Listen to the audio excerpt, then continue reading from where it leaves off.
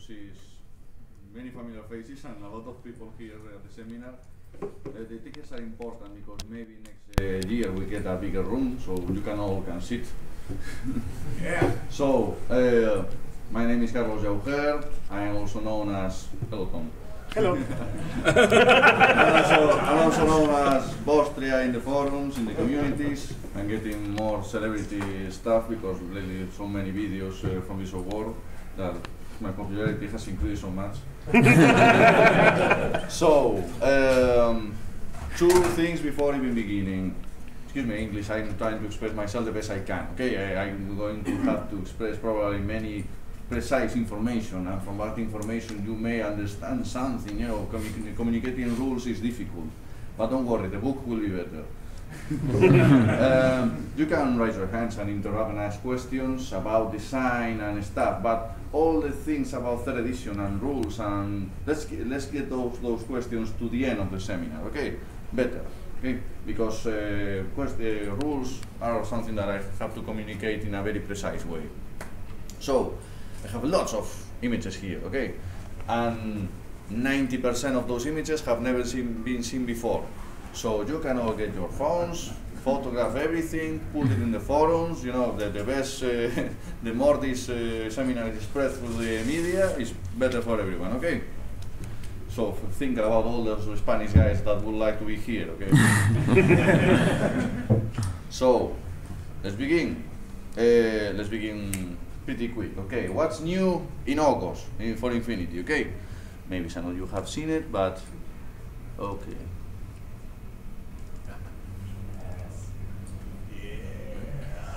Okay, you have already seen this guy here, Yojimbo, concept artwork.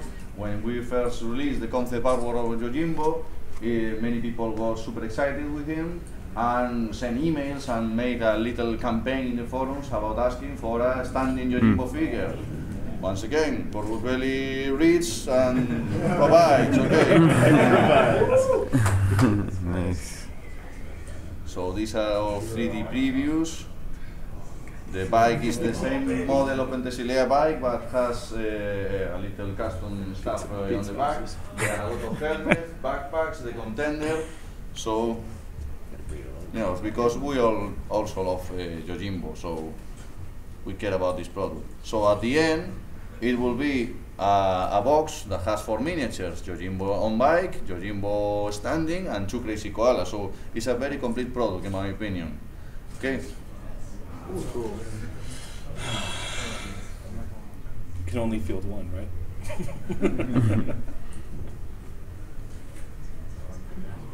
And the usual scenario photos with Yojimbo and clone Yojimbo.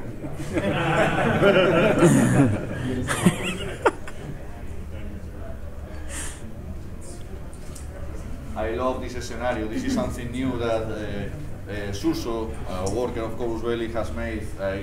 At some point I was working with bits and weapons and stuff, and I was like, maybe it would be cool having a scenario with, you know, like the armory, you know, all the weapons over there. And Suso get lots of bits, and we began to make this little piece, and I love it. It's perfect for the photos. I would like to have more Spec Ops, because this the guy with all the weapons behind will be the perfect photo for an Spec Op. The idea came out when we were releasing the Spec Ops. We would also like that. Okay. Let me show you something new. Okay. What? The Kotail mobile unit. No one knows the true profile of this unit yet. This is the color Lucier. Color. Oh! What happened here? Kotail mobile unit. Atoha has symbiote armor, has 3 profiles, movement 6'4", okay, and super jump 6'4", okay. Regular non-impervious cube, symbiote armor, holo projector level 2, and courage. What weapons can he have? combi rifle with aim grenades. That will be something tricky in 3rd edition. 2 combi rifles, boarding shotgun, Spitfire, and forward observer, so he can accomplish objectives. Okay. Wow. No Toha Link ability. Okay, so he won't be part of Toha fire teams. Probably because having all echoes in the middle of a fire team will be confusing. Or you can say, no, it's a 5-man fire team.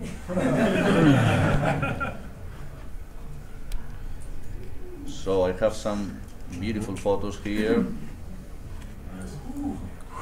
This is Kotail with the 2 combi rifles, okay? He's using the hollow echoes here, you can see that. This is the most revealing photo. Yes, it has all operator level 2.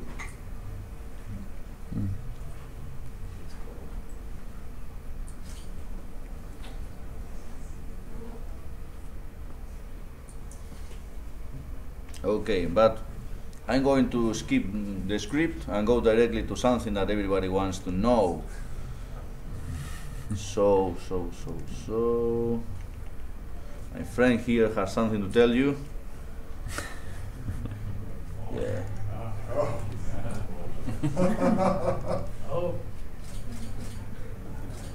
So there you go. Suyon Invincibles, also known as the Terracotta Soldiers. Once again, my favorite new scenario. The concept design, we can see the logo there, that will be the pattern for all Invincible logos from the upcoming Invincible army, okay, full of heavy infantry. But why is this a heavy infantry themed army? Because they have the Suyon Invincibles, and this is the 2 profile. Heavy infantry, Suyon Invincibles, Terracotta Soldiers. They will have more options, okay, but I hide them a few surprises for the book, okay. 4-4, which in 3rd edition will be common for heavy infantry, okay, because we decided that if they have servo muscles, if tanks move 6-4, the heavy infantry now move 4-4, okay. Close combat 15, normal, okay, not spectacular. BS 13, PH 12, willpower 13, arm 3, BTS 3. Notice that now in 3rd edition there is no longer the negative and confusing value, okay? Wounds 2, silhouette 2, you know, the silhouette attribute, okay? Regular, non-impetuous, Q, kinematica, level 1. I don't know the English name of this, maybe it's kinematics, sorry. That means that when dodging as an ARO, instead of moving 2 inches, they can move 3 inches, okay? Suyon, combi rifle, 2 breaker pistols. What is the breaker pistol? Everyone who has already seen the Ice Storm rulebook, you can see the breaker pistol there. What is this? What is this? Breaker pistols are viral pistols, okay? With a damage of 12, okay? So this guy has 2, so this allows us to make a... So, the interesting one, Suyon with HMG and still with 2 breaker pistols. That is important because you know that now, after the Infinity Bishop War Week, you know that the HMG in 3rd edition has a very bad short range value, okay? But now he has 2 breaker pistols, so he can drop the thing and... So that makes him useful for every moment, okay? And the price for these 2 will be 1.5 SWC and 35 points. I don't know, can you read what the numbers? Yes. Okay. So what we have here is a very decent heavy infantry for less than 30 points. So this means that you can make 10 heavy infantry list for, you know, 3rd edition, and still having enough for fielding something else.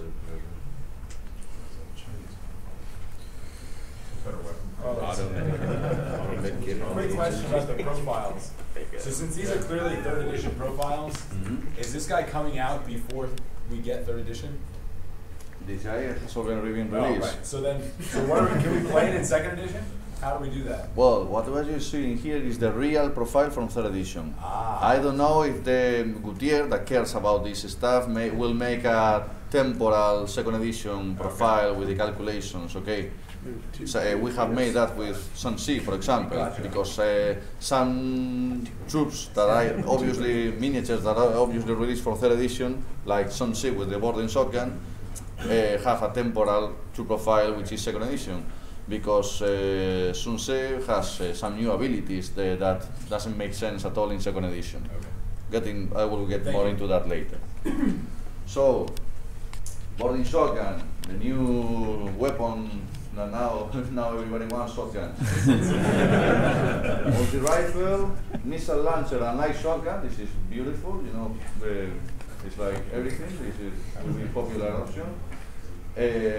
Look, notice that NCG 1.5, 35. Missile launcher and light shotgun 2, 36.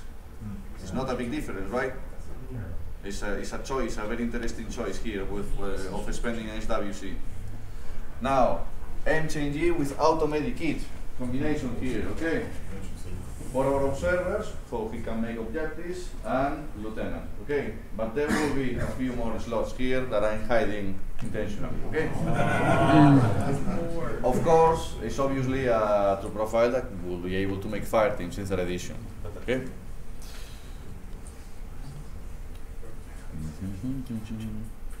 I don't know what he's doing this moment here. You could have just checked. So,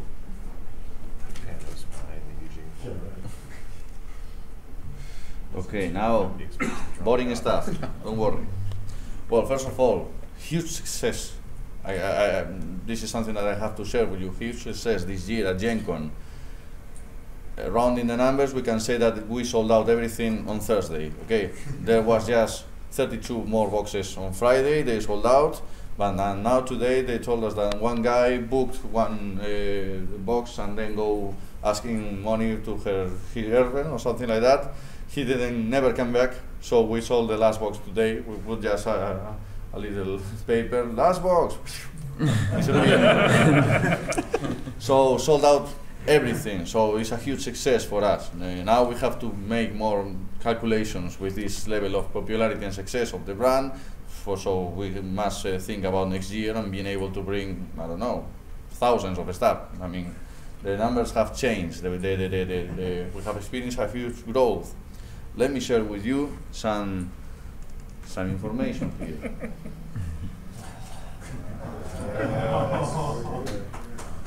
So,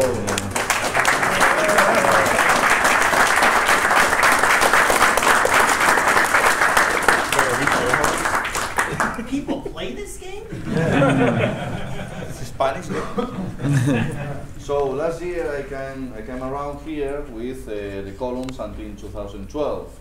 This shows the growth, the popularity of the game. We have a little growth from 2006 to 2007, a little growth because it is 25 at 25 compared with this column. Everything is just mentioning the growth compared to previous year.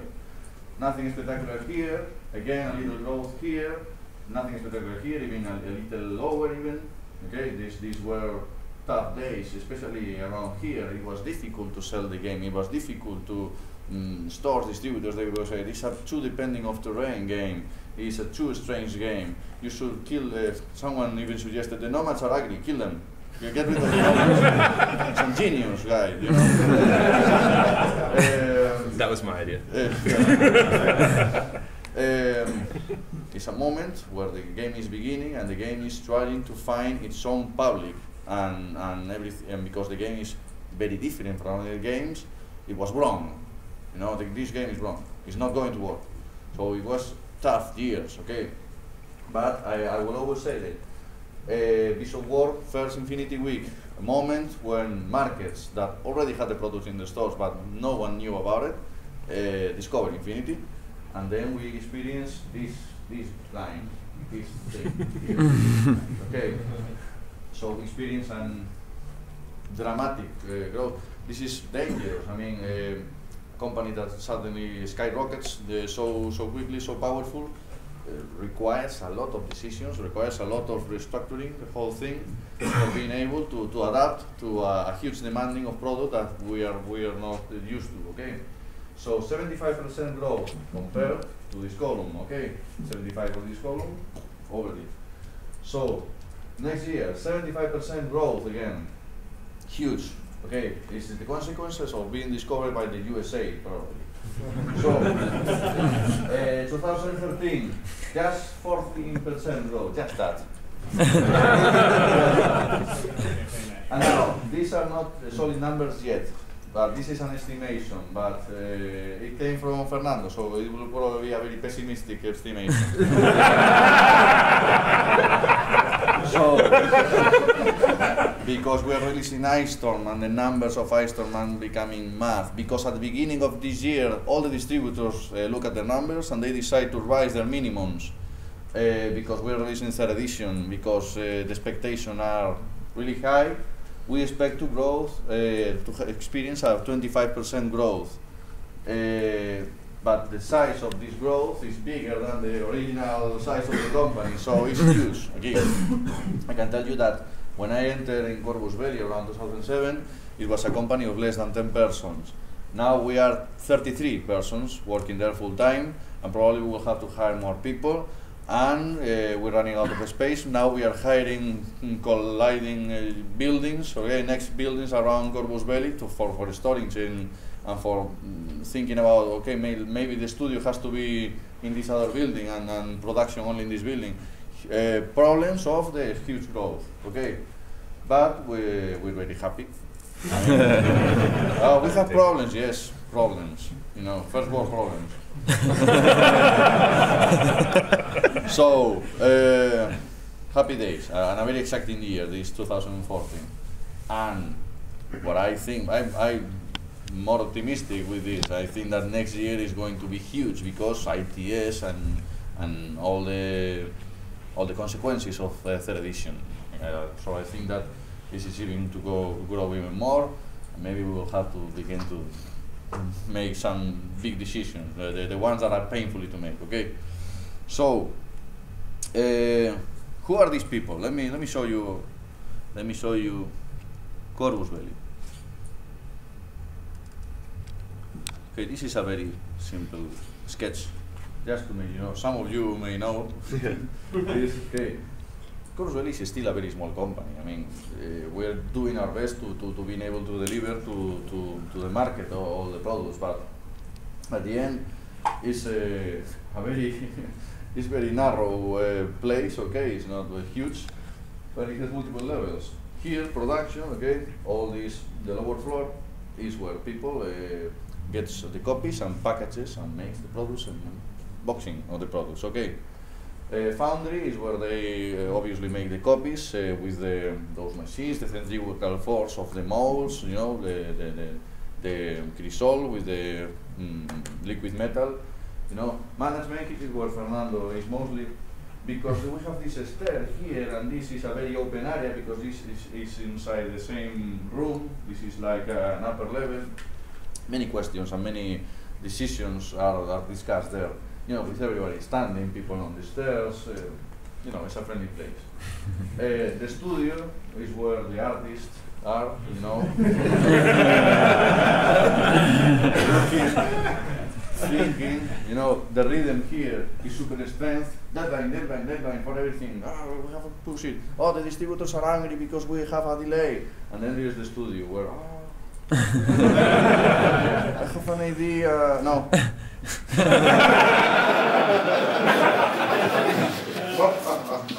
Carlos Torres is designing there, Julius Roth is sculpting, Fausto, this super revolutionary sculptor for us, is constantly making miniatures there. I am making dossiers and stuff, Alberto is making some graphic design, Angel is painting, and Daf is also painting there. And then we have just a little piece of thing here that we use for eating and testing, and sometimes having meetings. But the roof, the ceiling in this room is like this. If you roll a kid and jump, it doesn't happen. So, just a little sketch of how Corvus Belli is. This is Alex. This is a very important person in Corvus Belli.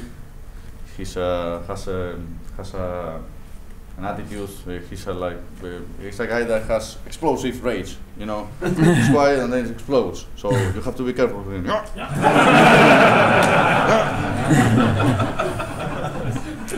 I say every year this guy is very important in production. He pulls production. Okay, he's the kind of guy that pulls. Okay, moves the whole company with him. He's able to deliver deadlines with molds, with production, with everything. And he has a lot of weight and respect on the company. So if we're thinking about making an over effort, okay, Alex, is this okay for you? Do you think that we can make this? And he decides, well, if it's this week, yes. That happened with the extra bits in the Spec Ops blisters. I said every year. We have the idea. Fernando was not very convinced. Alex came by and say, if you do it, we do it this week, it's okay. But next week, that will be impossible.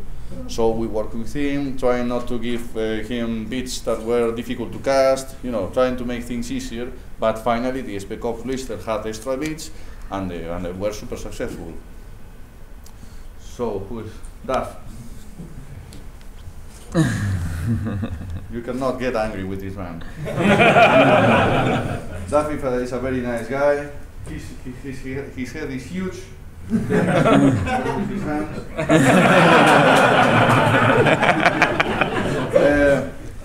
Now he's known because he's painting miniatures, okay? Because the volume of copies of miniatures that we have to deliver every month is huge. So Angel cannot paint everything. We're making 15 miniatures every month, something like that. So Duff is the new painter, okay? But he's more than a painter. Before that, he is the guy who programmed the software that now Corvus Belli is using for production. Because before that, Corvus Belli was working with pen and paper, you know. 15. Hey, now we have 15 of these. Okay, 15. Okay. And America asking, please make me 1,000 copies. Okay, 1,000. Oh, sorry. Like that. So we decided to get into the digital era. So we bought some tablets, and Duff made some software. And now every time a number changes, all the database changes, and well, we have more control. Even because of that, after a few months, Duff was able to extract some very useful data that finally made the company better, because we realized where there bottlenecks in production, who's faster doing this, who is slower doing that, who should, you know, the quality. This guy, when he's casting copies, and their sprues pass through quality control, that is the guy who's cutting the copies, this guy has a very high level of successful copies, you know, copies that have the okay. So this guy is good at casting. Make him cast miniatures, don't put him making boxes, because this guy obviously has hands for this. So a lot of very interesting readings from the software, from production, that made the company more efficient. So, and he also paints, you know. This is Fausto. This guy is a revolution for Corvus Belli. He's the guy that has made Corvus Belli go into digital sculpting. And now we are able to deliver more miniatures, quicker, good quality. The revolution of the last step to a higher quality level in sculpting is thanks to him. Okay.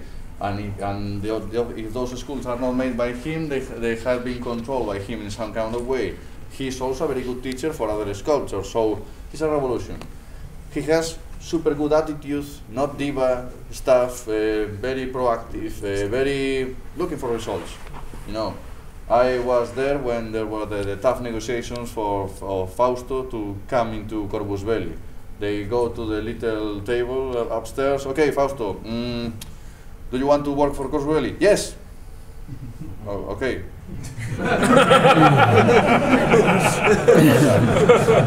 I like this place. The environment is really nice. You are more a family or friends than workers.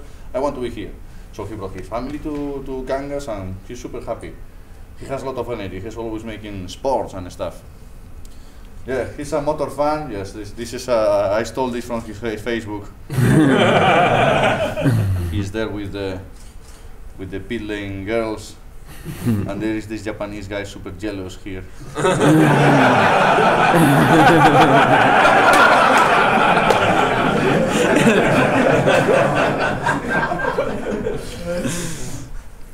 Keisotsu bootleg. This is Fernando. That day he read the forum, so he was, don't take me photos. This is Jesus, he known also in the forums as V. He made the Infinity Army. Okay, you should know about this. The first Infinity Army, the first Infinity Army list maker was made by him because he loved Infinity and wanted to make the software. Okay. After that, Infinity was supporting him and finally hired him because he's a super valuable person. And this screen here is the next Infinity Army, the one that will be more about 3rd edition. Nice. So, work in progress. This tool was one of those moves of the company for free, you know, that made many other people jump into the game. I remember the first year I was here at GenCon that Magno, Guillermo, approaches to me, hey, how much money did you pay for the Infinity Army list maker? And I say, nothing. And he was like,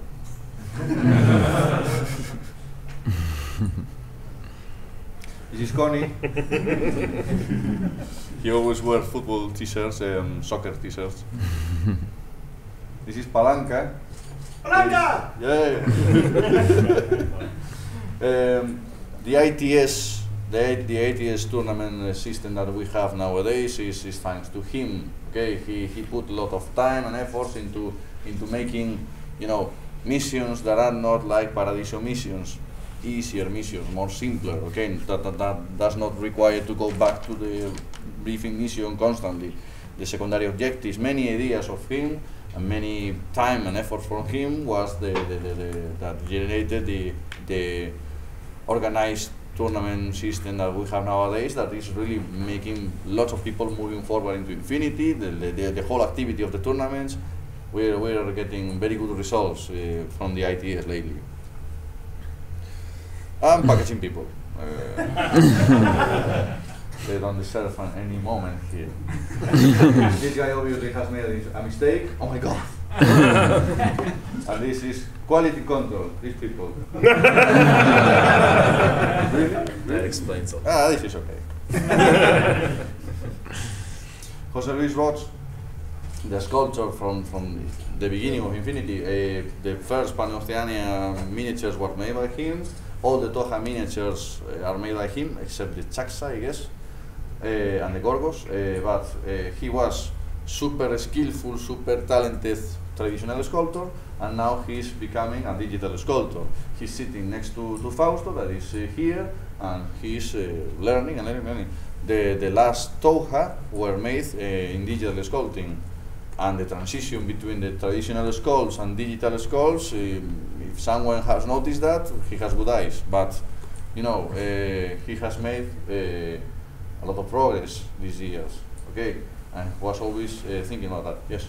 Was there any resistance to the decision to go into entirely digital sculpting, or was that something that the whole company was behind? How did that process work? Well, before making 28mm human figures, okay, at the beginning we were just considering 3D models for tags, okay, but that was many years ago. The first digital model of Corvus Belli was the Ojoroi Kidobutai, the Japanese tag. So we were pretty skeptical because Corvus Belli is a very ruled by artists that usually they're all very proud of their skills and traditional sculpting. So 3D was there like something. In fact, Corvus Belli get into 3D sculpting super late. I mean, no, those days we were thinking, what, 3D sculpting is the future. No, it's not the future, it's the present. Everybody's doing it. Yeah? But also, apart from the stupid artistic stuff, production and dealing with 3D models and printed models and all the production issues of making copies from those models that could come was tricky. So we received the Ojoroi, the printed Ojoroi. we have a moment of a worker trying to delete the printing lines that usually 3D printed copies have to make it softer, okay? And we put it in a master mold, and we were able to make the first master copies of the Llauger, but he breaks in the mold.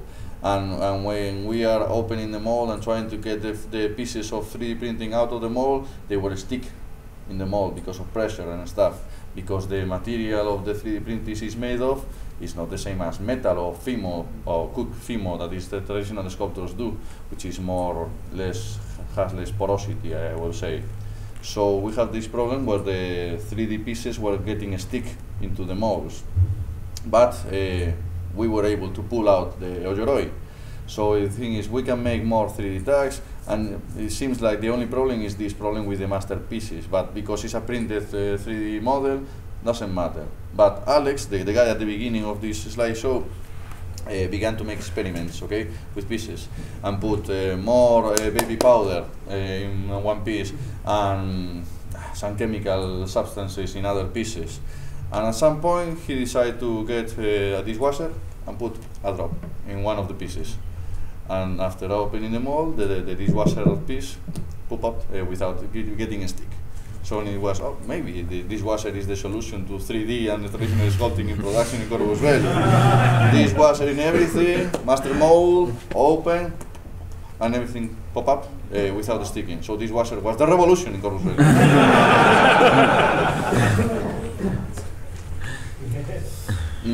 The stock area, you know, where you can get a copy of any Infinity blister, the only place in the world where you can do that.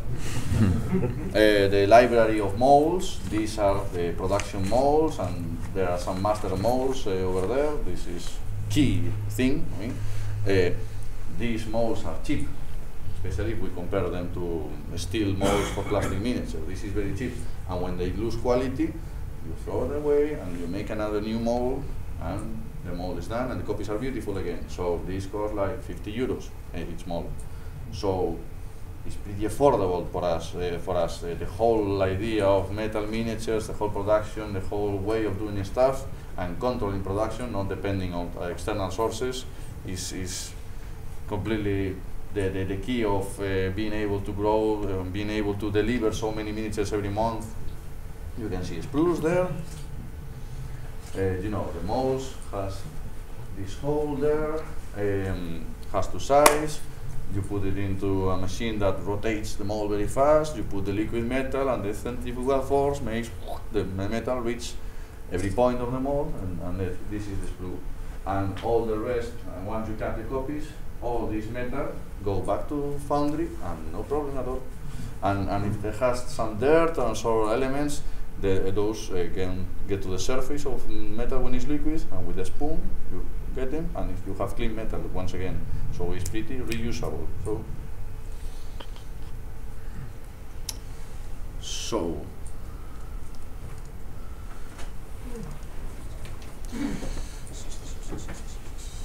okay, I have something here. Let's ask this question. Is Corpus Belli the ultimate bro company? So, I'm going just to mention decisions made with the heart that this company has, just talking about this year, okay? Things that the company has made that if we were a super capitalist company we won't do, okay? So, first of all, Neoterra balls released in blister, okay? At some point we released the Neoterra Capitaline Army starter pack, and it has 3 new Neoterra balls and 3 old Neoterra skulls. So some people already has those skulls, some people wanted to have those Neoterra balls, and it was like, people was in the forums, oh, please release them separately. And at some point, well, okay, let's do it. And so we made, just for 3 months, the Neoterra balls available in a separate blister with a very, very, very competitive price. I remember that we released Tariq Mansouri that month, and Tariq Mansouri skull was more expensive than the Neoterra balls blister. So that was a decision, you know, for the fans, for the community. Another one, Knights of Santiago. The same happens here. We release a box with 4 Santiago Knights. 2 are old, and 2 are new. And some people already have the old ones. What should I do? Okay, we release the new ones in a separate blister just for 3 months. Okay, those are decisions that if we were super into money, no, they have to buy the box. Another one, the Tomcats. We released a box of Tomcats, 3 Tomcats and 1 Tomcat. 2 of the Tomcats were old, 1 Tomcat was new, and the Tomcat was also new. Once again, we're releasing in a separate blister, so people who already have the old ones can buy the new ones without having to buy the box. Okay.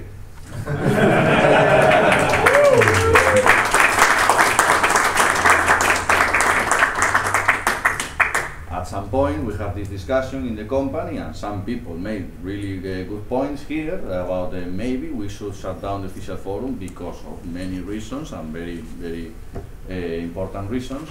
But the community, the American community, reacts to that, asking, hey, don't cut the official forums. And well, probably the decision was announced too soon because we were still discussing it.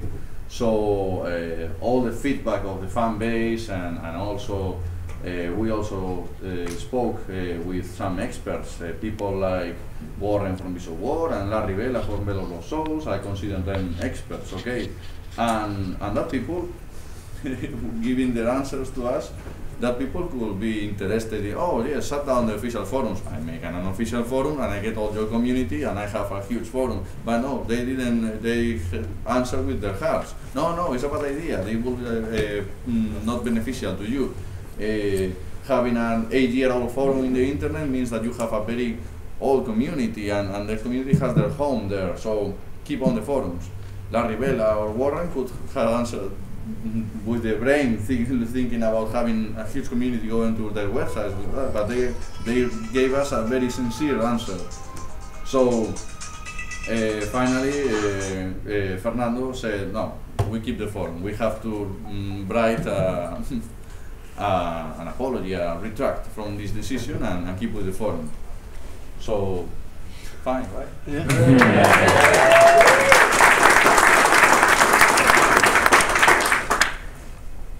Okay, at the Interplanetary Tournament recently celebrated in Spain, we realized that one of the players, Ivan Ivanov, that's his name, he's not a nickname, from Russia, was his birthday. So Fernando get out of the company, buy a cake and put the cake next to him when he was visiting the studio. So this company even celebrates fans' birthdays and stuff.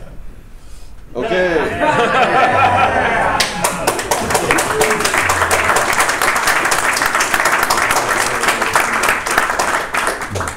More community-friendly decisions, I guess. There is this Warcore miniature that is coming out and will be available for everyone, but then we decided also to make a special edition only available for actual Infinity Warcores, okay? And this special edition will have, Magnus' face. It's a way to pay respect and an homage to Magno, to Guillermo Hernandez, that has been the most supportive fan and the most community leader that you can even imagine. A guy who has made Infinity communities everywhere he goes and organizes tournaments, and sometimes the company gives him some present and he makes the present of a tournament. So he gives everything to the fans and stuff. So an incredible guy here, and I'm happy because the color pattern of the hat is the same color that he already has. So and finally, please Dexter, rise up. Okay. Okay. I want you to please Dexter. Dexter, look how clean Dexter looks. Irons. Smells beautifully.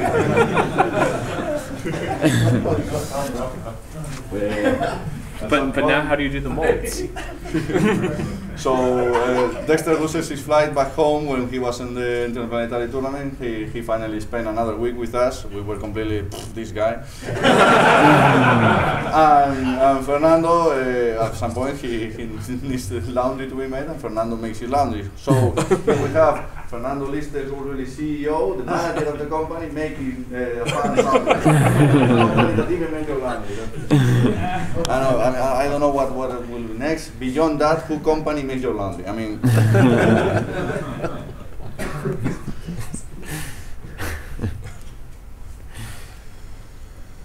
Okay, yes, some information here.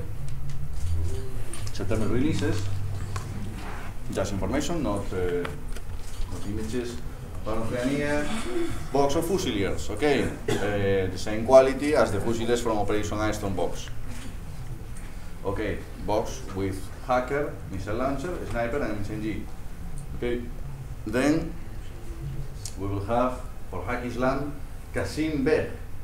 Chieftain, okay. It's no longer Isat Beg, and the new name is Kasim Beg. I don't know why. And is the hero of the Con biker, so we will have another beautiful Con biker, okay. And might be a little surprise, but it's not yet confirmed. But it might be very cool, okay. I have some images here. Combined Army, Kornak Gazarot, Superior Warrior Officer. I saw the miniature, it's beautiful, it's even bigger than the normal model, so it's lovely. I have the concept artwork here, I'll show you later. Okay. Mercenaries, the Warcorps, but that miniature will be the normal Warcorps, not Magno. Magno is only for super people, you know. Something new, Aleph Tactiles, something new. I have the concept artwork here, I will show you later. Okay. And we will release separately the Mototronica Scenery Pack that comes inside Operation Ice Storm. So if someone likes it very much, he can get more copies. At some point, if Corvus Belli wants to support an event, we can send copies of that. At some point, that table that is in every tournament that has not enough terrain, maybe this can save the day, and putting the mats and the buildings and the containers will be the right thing to do for making, you know, more infinity tables. I also know that Microart Studio is going to release a very, very beautiful gaming mat 4x4 with the same weight and texture that a mouse pad, okay, for computer, with a texture made by Marcos Hidalgo, Topo Solitario, which is the same guy who has made the textures for Operation Ice Storm. So the whole thing fits perfectly. In fact, in the last Infinity, sorry. Yeah. How soon will he be hired by Codex Bell? Well, Marcos enjoys so much doing that stuff that he has a very friendly deal with us. But apart from being an awesome guy that makes excellent paper terrain, I think he is quite an elite programmer, computer programmer. So he has a salary that allows him to live in a very comfortable way. So, so not soon. So the guy is as awesome as he is, you know. So yes, in the last Infinity Beast of War week, there are some videos that you can see the actual Infinity Operation Ice Storm terrain over the Microart Studio gaming mat, and it looks perfect because the textures were made by the same guy.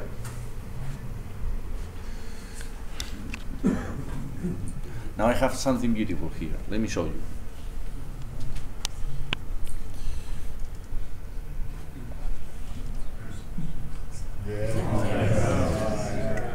Okay, there is this artist, his name is Reynan Sanchez. He has worked for us many months, many years ago, and he has made beautiful pieces of artwork. But at some point we lost contact with him. We tried to contact him month after month after month. We don't know what happened. The pieces were already made, but they were not paid, and we didn't have the high resolution file. We pray for him to be healthy wherever he is, but this cannot be published. This is completely never seen before artwork that was made for Paradiso and the art book. So I'm going to show you here what couldn't get into some of the books, but the things are beautiful. This is Penthesilea fighting Aragotos. Okay, this was made for Campaign Paradiso. Some of those paintings made by Reynan Sanchez were beautiful. It was a guy that you can trust to portray, you know, snapshots of the Infinity fluff, of the Infinity story. He was very narrative, making his stuff. and he had a great imagination for backgrounds and where to play, how to depict some scenes. So for this painting, we just gave him the Desilea concept dossier, the ones you are seeing here, and the Aragotos dossier, and he creates this matrix style scene. So he has a very cool imagination. No, just little corrections made to these pieces of artwork. It was excellent. There are 2 seats empty there. If you guys who are sitting in the floor. Okay.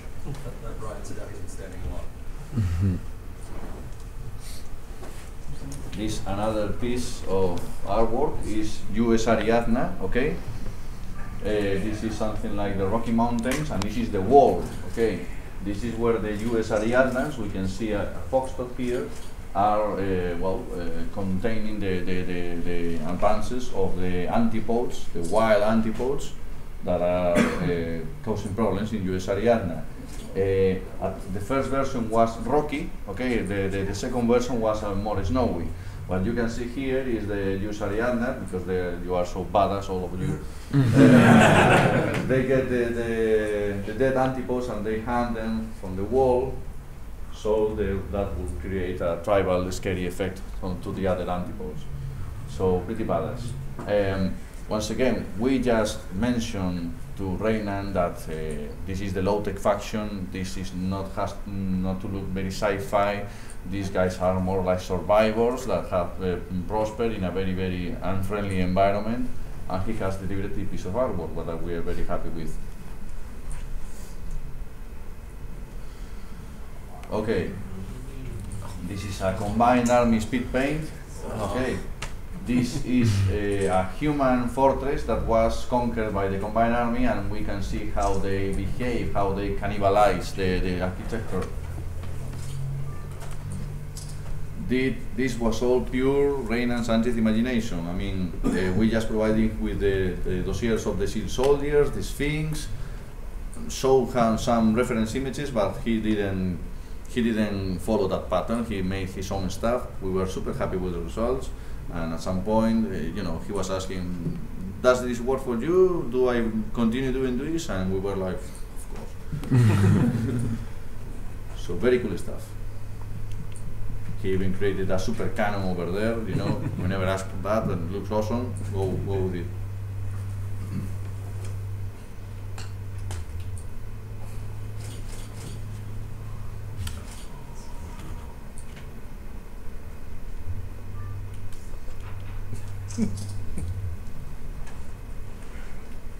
I like this one very much because it was my idea to suggest let's make an image where we can see how the Japanese are the cannon fodder in the Yuchin front. Okay, so I made a very childish sketch for Reynan, but he pulled out a very obvious concept painting. Here we can see the Japanese completely wounded, destroyed, being mistreated, and we can see here Sunse and the Imperial Service and the Yuchin troops like golden, even walking, and well, you can even imagine what these guys are talking about. some holograms and Japanese stuff out there, but very obvious image. I like this image very much. The use of color and the use of light, super well done.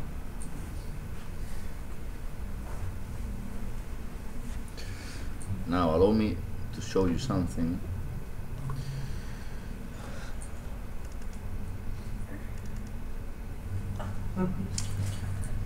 These are holo ads made for Micro Studio for a second series of that kind of terrain with holo advertisement.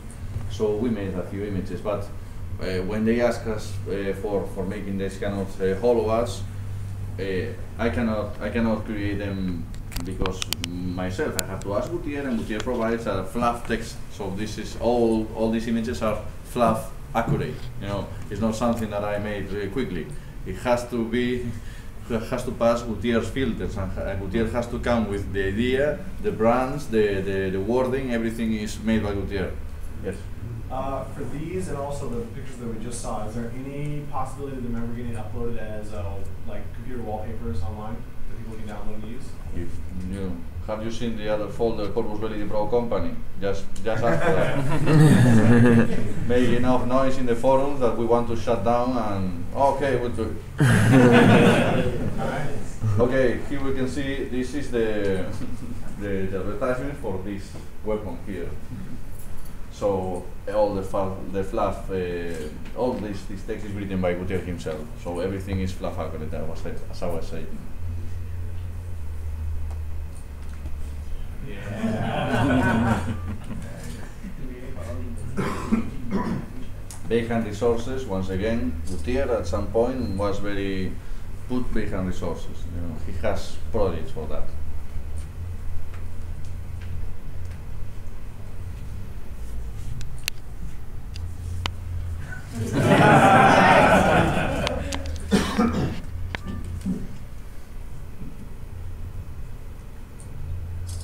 Okay.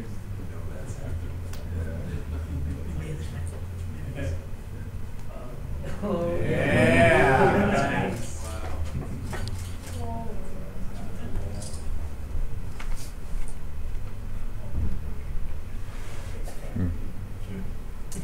When I was making this image, I was using silhouettes of other concept design. So there is the father, the mother, the child, and the sexy girl. This is the female Spectre. This is Fusiler Angus. This is the Magariba pilot. And this is just a boy that comes from the internet.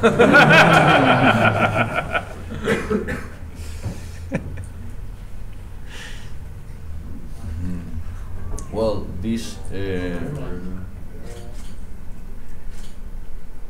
has more work than all the other images. This spaceship was actually designed by Carlos Torres, and this is the ISS Solaris, which is the ship where the whole Dire Force box of Fleeting Alliance happens.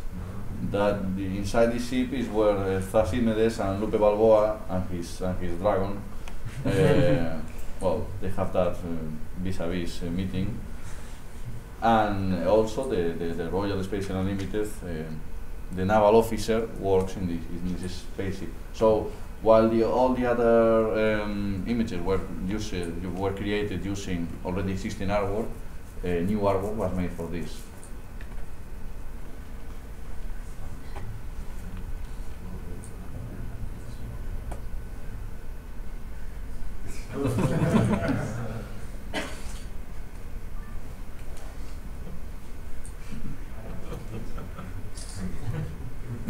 Next year cosplay of this.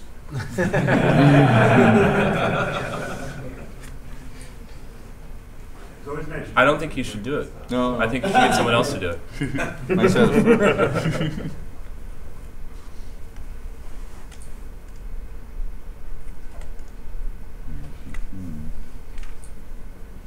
Okay, I have something that I'm making lately in all the seminars. Allow me to go this way. So, I have 2 other seminars this year, and at one of them I put a list of top 10 blisters, okay, top 10 sales of blisters. And at the other one I made top 10 of boxes that are not starters, okay. Now I'm going to make the top 10 of starter packs, but this list was used with the actual yesterday sales. So, because they're starter packs, this is a very useful guide of which are the most popular factions or sectorial armies in Infinity right now. So, let's see what do we have here, okay? So, number 10, Ariadna starter pack. This is the year of release, but we have to consider this is the #1 reference of the whole catalog. But it's not fair because there was a starter pack in 2005, but this was replaced by a new starter pack in 2008. Anyway, it's a very old box and it's already in the top 10. And I must say that the starter packs usually have an amount of sales bigger than the rest of the products because everybody begins a faction with the starter pack. So Ariana starter pack from 2008 is in the top 10. So we salute you, starter pack of Ariadna. Yay!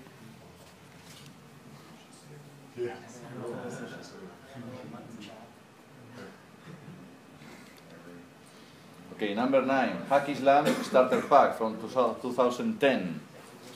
It's still a very old box. Okay, you will see that the rest are more recent, most of them, but it's in number 9. So we salute you, starter pack of Hack Islam. That Gulam, the female Gulam, is beautiful from this box. Okay, number 8, Japanese Sectorial Army. The Japanese are super popular in Infinity. Right now they're number 8, but probably for a lot of years they have been number 2, number 3, constantly selling lots of copies.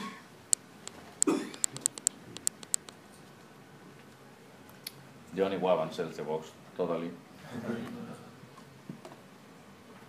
Okay, number 6 now. No, number 7, Toha starter pack.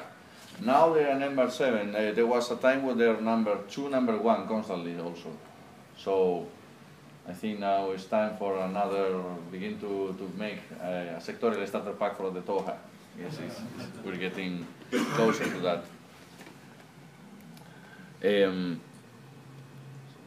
Making starter packs and making all cost the same price except the Morat lately was difficult because all the 6 miniatures usually don't cost the same. In fact, this starter pack was made traditionally sculpted by José Luis Roch, so more expensive miniatures really. So having to sell the Toha starter pack at the same price that the rest of the Toha starter pack, was not the same mathematics as any other boxes. These were more expensive miniatures really, because the whole translation of the Toha into sculpts was something that José Luis had to deliver and in a very careful way. So it took a lot of time to make these sculpts. Aleph starter pack, 219. This reference for years, you see people in production, 219, 219, asking constantly for this. This at some point was number 1, completely not to discussion for years, especially, Human Sphere is released and everybody's buying the Aleph starter pack constantly, super sales. So, we're getting closer to the top. What do you think is the next starter pack? What is the next one? Bakunin. Eh? Bakunin. What? Bakunin. Bakunin. Who else has something to say? Corregidor. Combined armies. Combined army. Okay, let's see. Steel Phalanx. Steel Phalanx. Of course, Steel Phalanx. Super popular army right now. So we have both Aleph starter packs in 5 and 6. So they're in the top 10. Aleph is a very popular faction, really. Okay, number 4. Which is number 4? Corregidor. Morats. Military order. Military order is at number 4. 268 is older than many others, okay? It's older than Steel Phalanx, but it sells more copies. It's older than the Toha.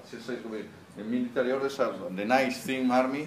It's a concept idea that still sells lots of copies. So many people probably jump into this game because of the knights, maybe. We salute you, knights. So, number 3 now. Corregidor. Morats. Neoterra, Capitaine Army. Neoterra, Capitaine Army? Probably because it's very recent starter pack, So the sales are big. Well, it will be unfair to say this, okay? But I will say that it's because it's a very recent starter pack. And people enjoys Pan-Oceania so much. But now, Operation Astor has come out, so probably the Operation Aston box, which is a starter, will be super number 1. Number 2, Corregidor, right?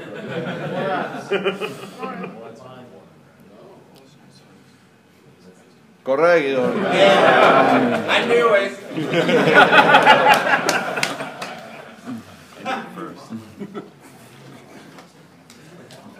So very successful box, probably because, well, we were realizing about the fact that releasing a starter pack and then releasing a fighting pack of the same sectoral army, releasing a tag, you know, caring about the same sectoral army for months makes more people jump into that. So this is getting closer to, let's focus on this sectoral army for this whole year maybe, and then let's focus on the other one. You know, instead of being for this one, for this one, for this one, let's focus on one sectorial for a whole year, something like that. So, number one, More ads.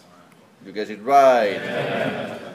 Moderation Force is more expensive than the rest of the starter packs. We were very scared about this decision. It has to be more expensive because of metal, because of sculpts, because of many molds. But at the end, super seller, totally.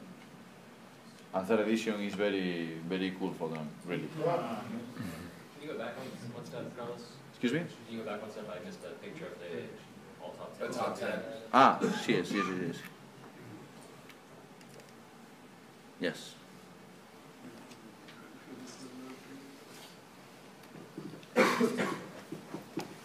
Muchas gracias. So, now you've seen what are the most popular starter packs, and that is also a very good guide of what are the most popular factions. But I have to show you now a preview, something special about an unknown upcoming starter pack that is coming this year. I'm going to show you all the concept artwork, okay? And even some 3D previews. I have something special here. So please allow me to introduce you to the new Combined Army starter pack. Okay? We will begin with something that has been already slightly seen, but I have more stuff. These are the Unidrone Batroids, okay? The brothers of the Ikadron Batroids. Okay, these will be the line infantry in this new box, okay? You will have 3 of them. Okay? They are remotes. They will be something similar to the Dakini Takbots of Aleph, okay?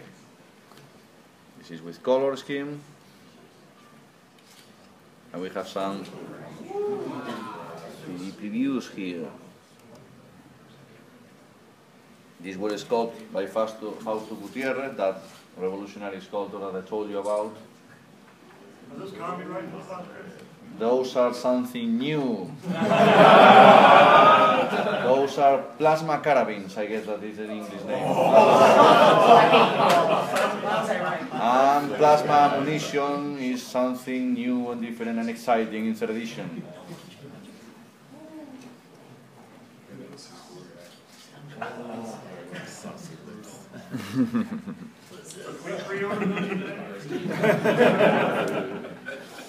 Remember that these are sculpted in 3D, but thinking about that they will be printed and they finally be 28mm models.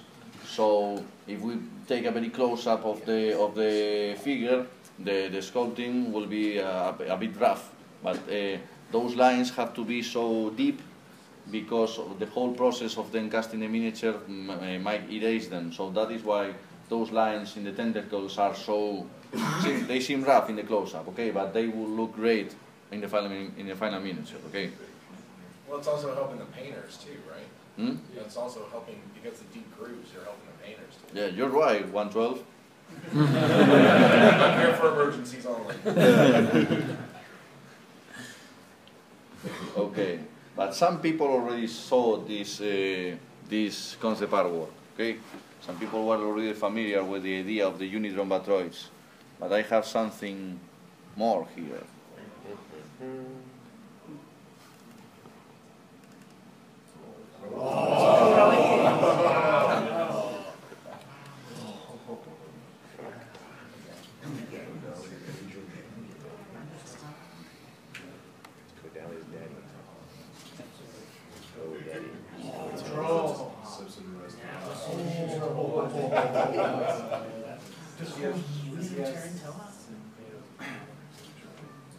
This is a trihedron.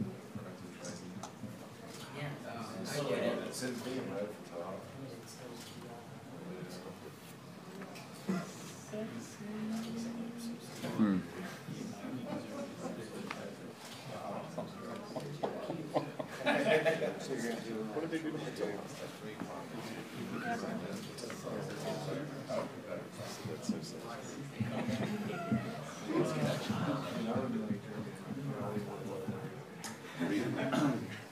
Remember that those wings are cast flat, but then they are designed then to be, you know, turned around and like in Kodali, because it's the same Kodali backpack. Well, it has a different tail, but it's, you know, the same backpack. Some people spread them openly to the back, some people make them, this whole thing make like a flow over here. In this 3D preview, it's just flat, okay? So can you say if these are subsidized Toha or if they are traders?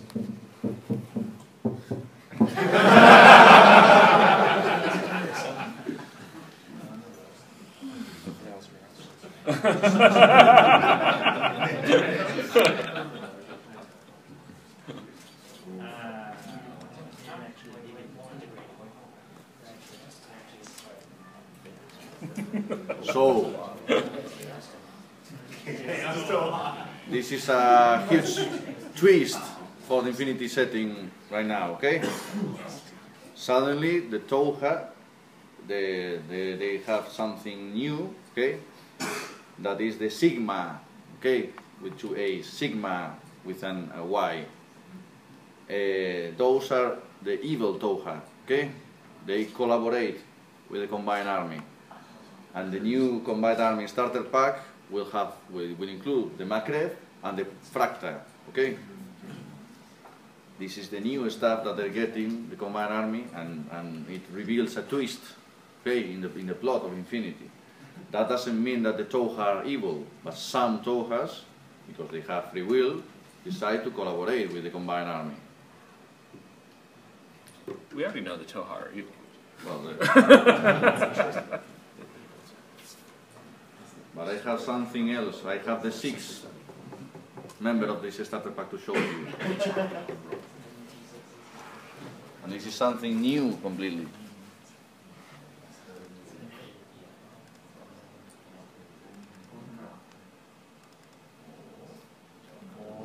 Oh, damn.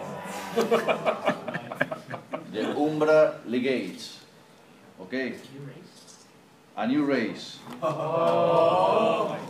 A new alien race that belongs to the Combined Army and collaborates with the Combined Army because these guys are nasty, are super evil. Okay?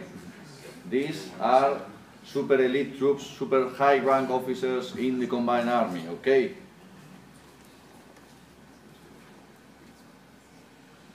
Let me show you how evil they are.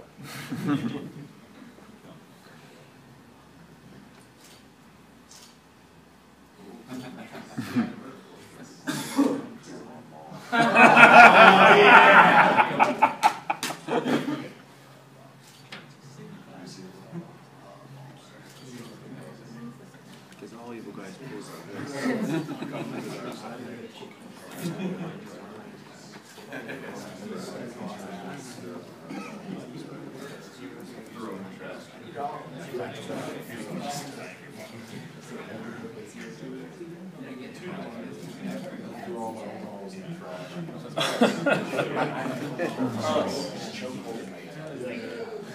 He has the force.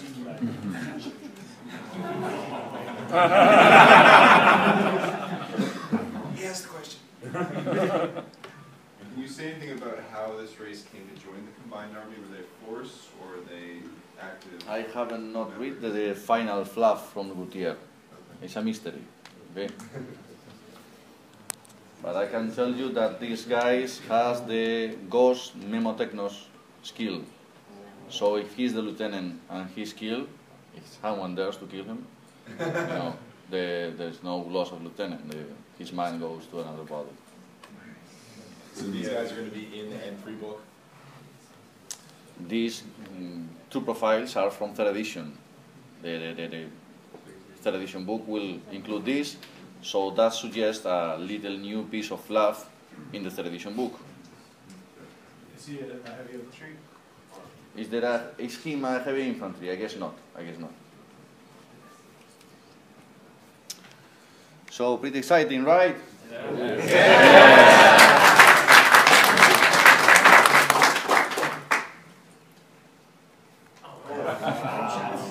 Family photo. So at some point there was a male macret. No, it was a male fracta, sorry. But we have to care very much about this photo. This sells the faction. So we decided to, okay, let's have the 3 robots, 2 females, so the fracta will look more badass. Okay,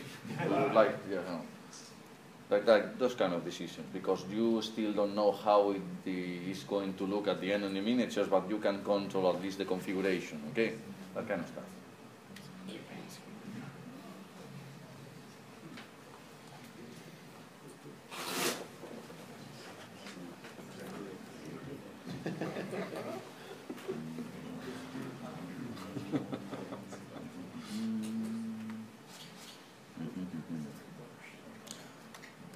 Whoa.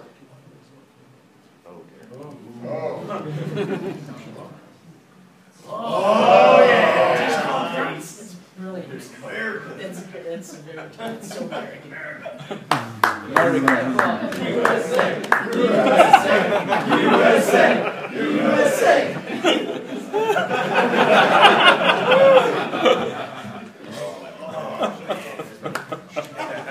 Okay, you Americans.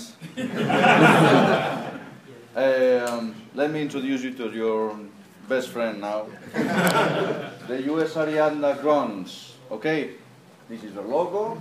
Okay, I can tell you lots of stuff about this guy. So, of course, it's from Ariadna, it's from US Ariadna. This will be like the US Ariadna Fusilier. Okay, line troop. Okay, but it's a line infantry, but it's not a light infantry, because US Ariadna line infantry is medium infantry. Okay, because this guy will have an armor value of 3. Wow. Yes. Fine, right? I can tell you more stuff. He will have all these weapons, okay? But the cool combination will be that he will have also heavy flamethrower combined with light shotgun for 10 points.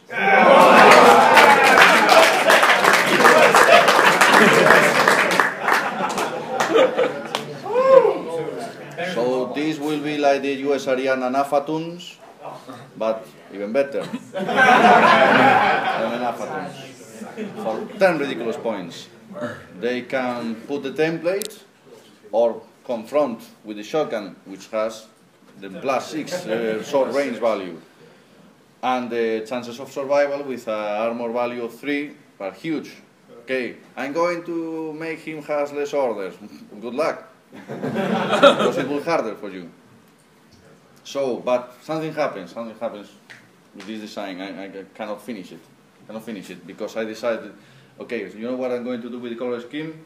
I'm going to go to America and make the Americans vote for what they want this like I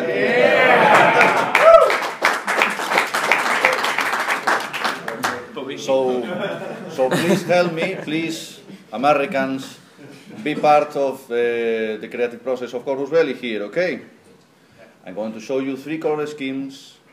You just can vote for one, okay? And I will go one by one. You will raise your hands and we'll vote. And this decision will be written in stone, okay? So be careful. Do we get to see all 3 first before we vote? Excuse me? We can see all 3 first before we vote, right? He wasn't here last year. New. Democracy in action. Yeah. So, something I have to tell you. We are going to respect very much when making US Ariadna the different corps of the actual American Army. Respecting if the unit belongs to the US Army, to the Navy, to the Marines, the US Force, okay, the Air Force, I mean.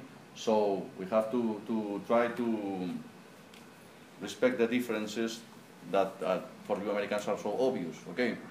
So we have here 3 different color schemes, okay? One has the universal camo pattern and is more greenish, okay? More Ariadna green, okay? Because, well, at some point they have to be from Ariadna. We do not step too much away from the usual colors of Ariadna, okay? Now, there is this more actual camo pattern, the Scorpion operational camo pattern that is now replacing in the US Army the universal camo pattern. It has slightly different colors, okay? And the green will be olive green, okay? And now we have this old camo pattern from the 90s, but still very iconic and very Desert Storm stuff, okay? More grayish, okay? And you know, the Desert Storm that now we are selling to the Iraqi army and stuff. But still very iconic color scheme, okay?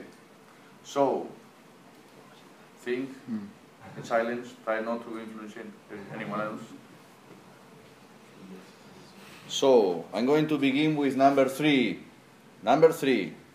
Who wants number 3? Raise your hand. You can only vote once, okay? Number 3. Okay. Number 2.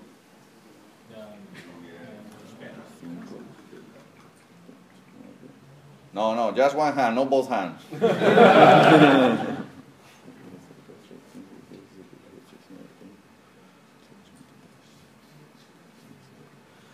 Now, scheme number 1.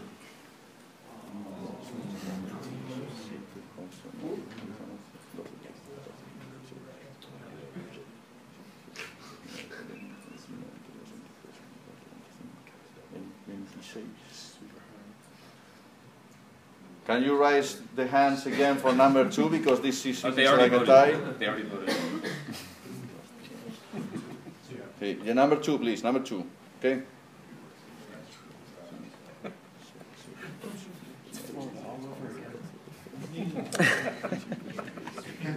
We should do it by volume of Llauger. Yeah. Seems like a tie. Oh my god. Oh my god. I was on 2. Okay, I think that is winning just for one vote, number 2.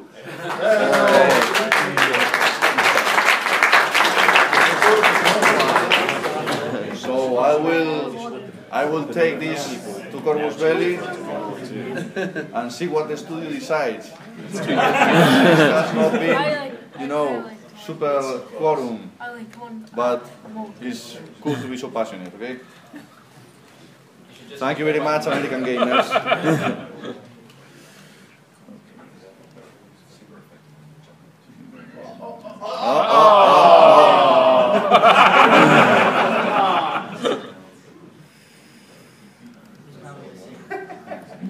This is the old Dog Warrior. This is the old miniatures, and this close-up is not making them look nicer. This is the new design for the Dog Warrior, okay? And this is the new design for the dog face. Kazakh Dog Warrior, Kazakh dog face, because that is why he has all those tattoos, okay? Now, let me show you the 3D models. And this is going to take a while, because I have lots of images here.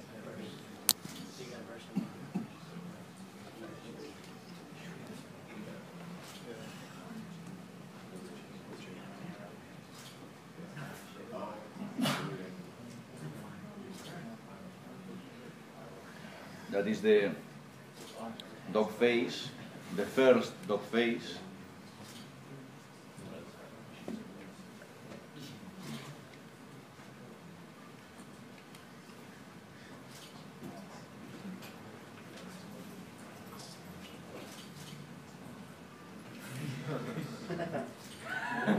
Nice. And that is the second dog face. And why are they 2 of those? Because you're selling a box. Because the geckos were super successful miniatures, and those were tags, 2 in a box, and we feel pretty confident right now. So we are going to release the Dog Warriors with 2 dog faces in a box of 2. So finally, with a box with 4 miniatures. Okay.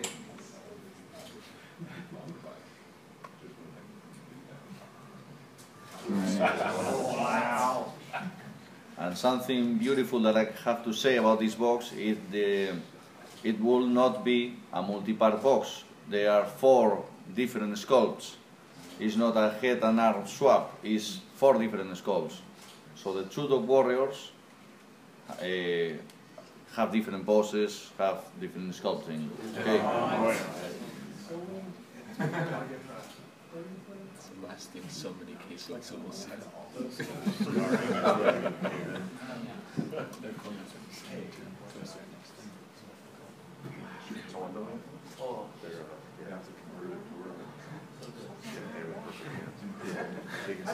One question on these.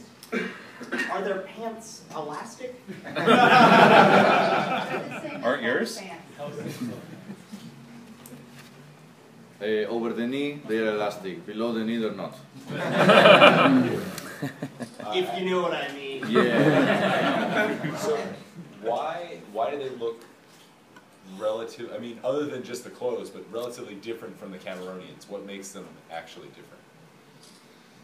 Good question. Well, the truth to be said, these are made by Fausto in 3D. The Cameronian was made traditional skull by Pedro Fernandez. The new decisions about wolves were taken with the antipodes assault pack. Okay. Anyway, the design and the whole idea of the concept design with the Cameronian was more like try to make a Scottish werewolf, and if it looks like a fantasy miniature, we'll deal with that. Okay, because all the elements added to the Cameronian were looking so nice that we couldn't reject to make, you know, all the Scottish stuff, the big axe, the work on the bird, and all the ritual Celtic style stuff that it has. And it was like, okay, let's go with a fantasy miniature, almost, with this one.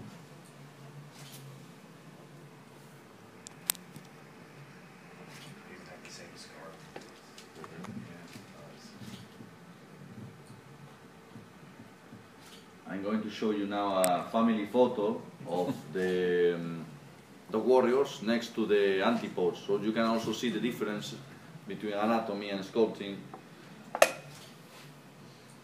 As I was telling you before, different sculpts here.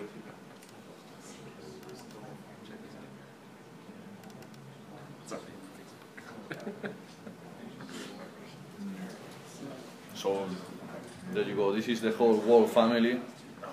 There you can see an antipode next to a warrior. Okay, look at the chest.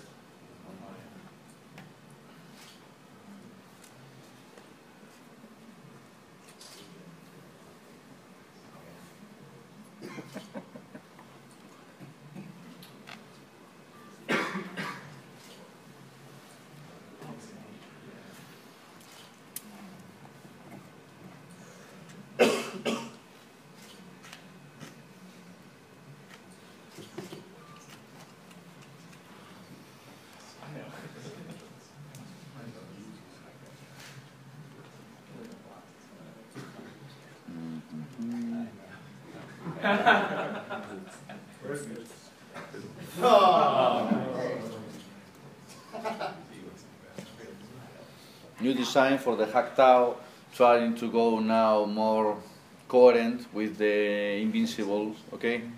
Because everything is getting family style.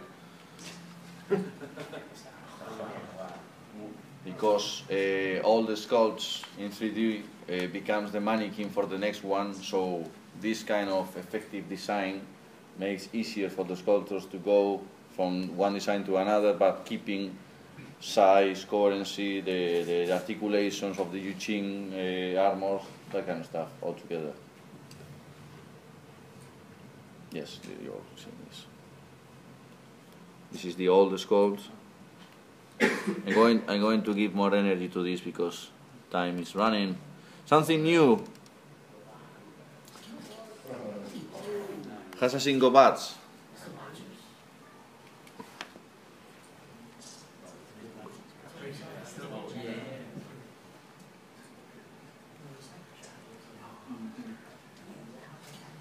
New to profile, never seen before concept design. Are they line trooper type or something else? I don't remember. I don't really remember. Let me show you something badass here. This is the Janissaire. And this will be released pretty soon. The Janissaire with aim change. Nice.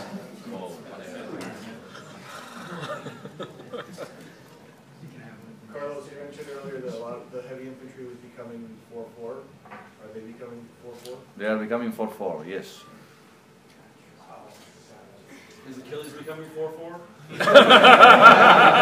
Yes. It's going to 8-6. No, because he's from human sphere. And we're just touching or adding into 3rd edition, okay?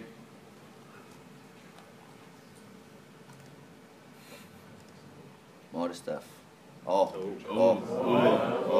Okay, let's go.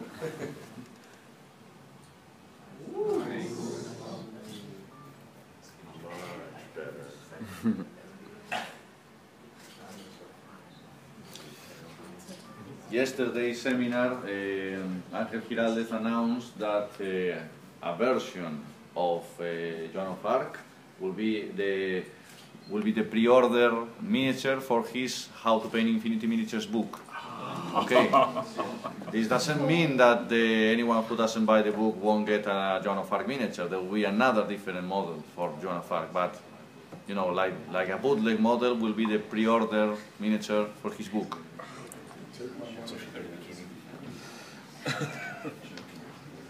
As you can see in her shoulder pads, she has like the 2 logos of the Knights Order that she usually makes fightings with, the Santiagos on one side and the Hospitaliers on the other side.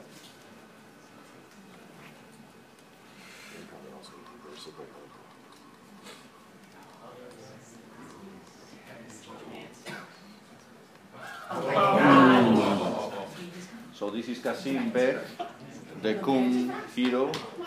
You can see this will be his bike.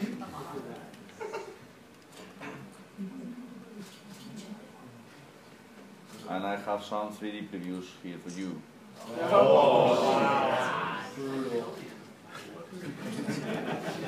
Is he disapproving of our shenanigans?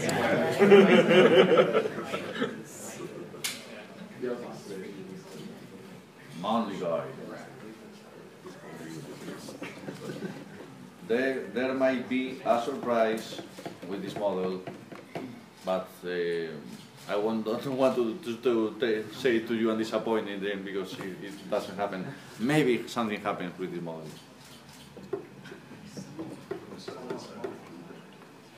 Is it something similar to Yojimbo?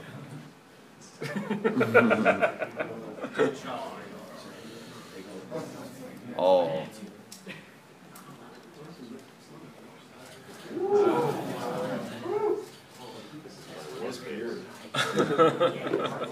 Cornac, Gazarok, Moral Superior, Warrior Officer. Oh. And the miniature is awesome. I saw the miniature, not already painted, but printed, and it's huge. As you can see, his face is white, not red. He's an albine Morat.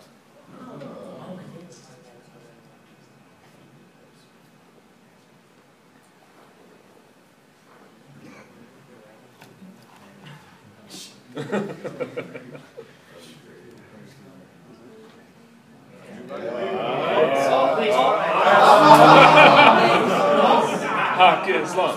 Hawk.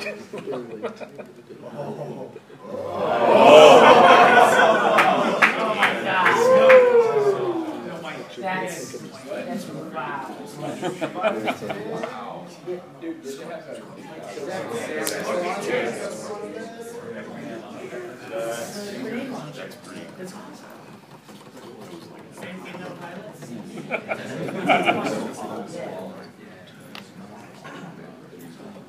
Many special stuff here. This miniature, this will also be something special, but I cannot tell you because many stuff can fail during the process.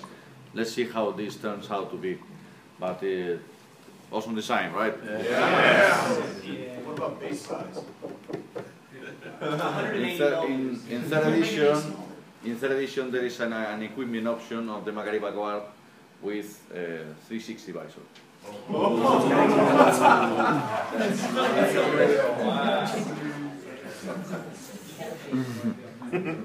Carlos, 55mm base, a 60, 80, 70, 110. It's one of those.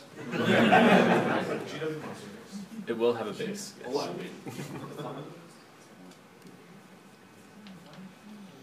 No, you have already seen this. No, you saw that. Just showing you the scouts to see it because it's here. The miniature was already released. Huge improvement.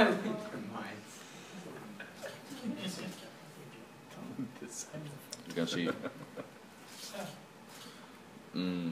This is like the basic mannequin for Ariadna troops. Adding over this guy, you create, you know, scout, heavy infantry veteran, all the stuff.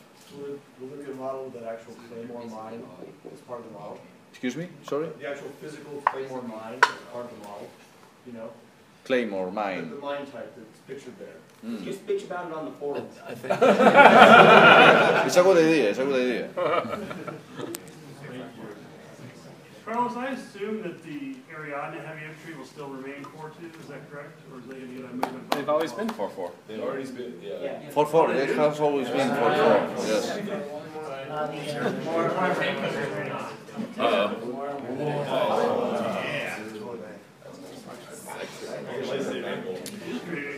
At some point we were asking for artwork for third edition. We have a very ugly dossier of the Speculo Killer, so let's make a new one.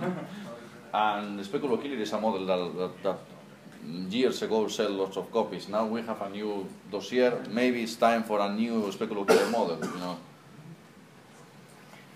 it's a unit that also always has a lot of importance in every battle, a lot of attention into that. So if that figure is so key, let's make a new model.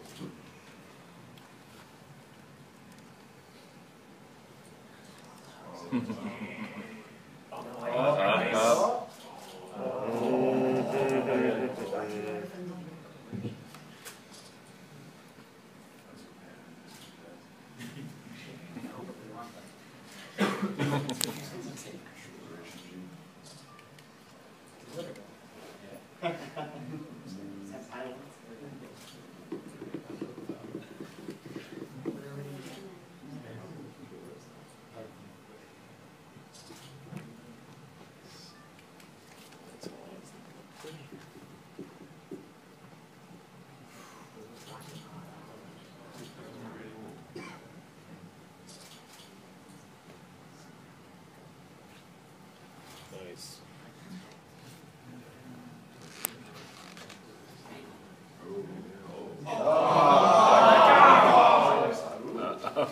Ooh!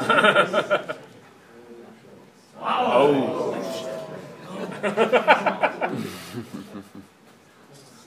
You fools, he knows what he's doing.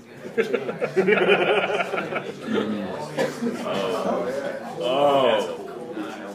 Oh yeah! They are great!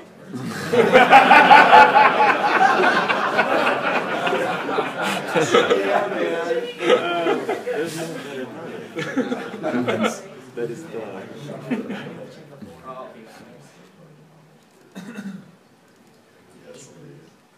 The Markor model that is coming next month. He's not very handsome. Magno is more beautiful.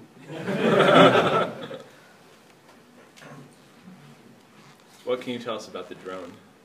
No, just adding additional value to the blister, you know, something else, for making it more special. Not rules for that. Okay. Just adding something. Ah.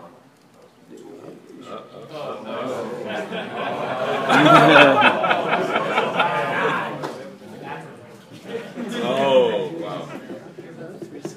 Those are 2 missile launchers. That is a hypermagnetic cannon like the Dragao has. This miniature will be Sograt size. 4-4 as well? No. For 2. This is designed to be a rock here, and then just moving from here to here. So 0-2 movement. It's been a long word movement.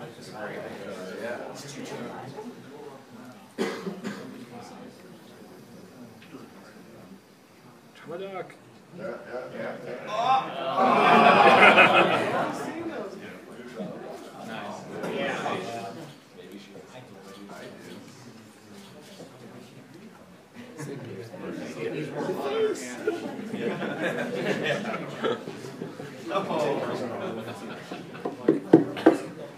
Carlos? Oh, what a heartless Will this killer. one also kill all of the Pando troops?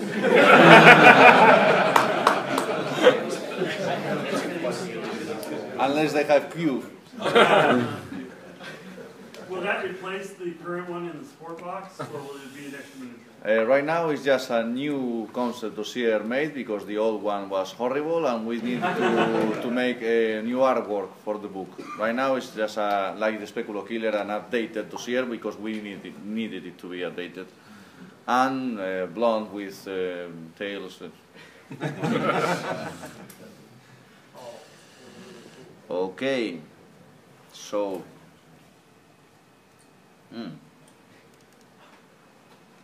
yes. Oh. Don't forget about this. We're running. We still have 25 minutes. So, ITS season 2015. Okay, this is a very similar image to the one of last year. Okay, a skill-based rating system. You already know about this. More scenarios to choose. That will happen. New tournament formats. That will happen. New winner pack exclusive miniature. Yes, of course. Next season, new miniature. Something very special. A very good idea that we have. When the moment comes, it will happen. Regional and season prizes, as we already have in 2014. Okay. And something huge that will happen. I cannot reveal it right now. We have get all the information of the year and we split it in pieces. Maybe at Denver, Colorado, Feast of Blades, I'm allowed to say that. Maybe. I have to ask Gutier permission. But this 2015 season will begin January the 1st, 2015, and will be the first 3rd edition ITS season, okay? That will be huge.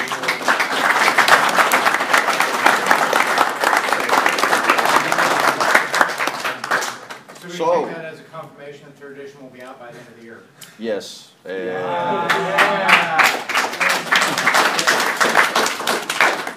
We're trying to hit Black Friday. Okay.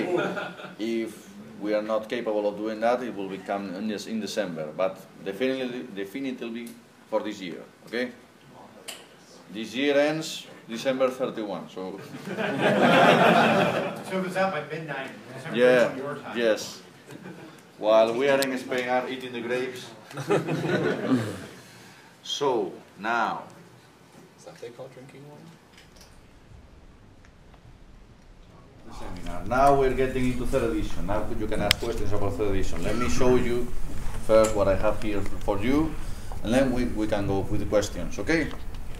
So ready? Yes. Yes. I'm going to talk super fast.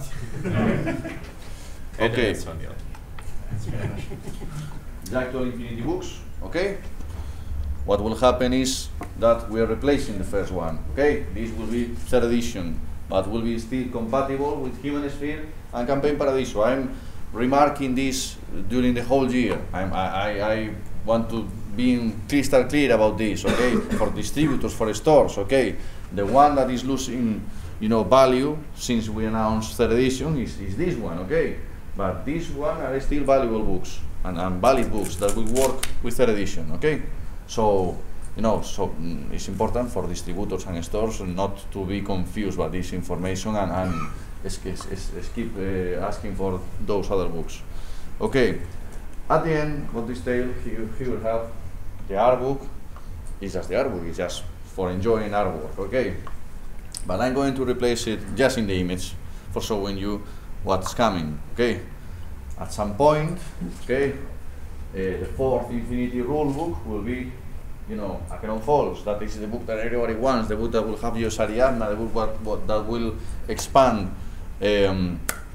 Infinity armies. That will happen later in the future, okay?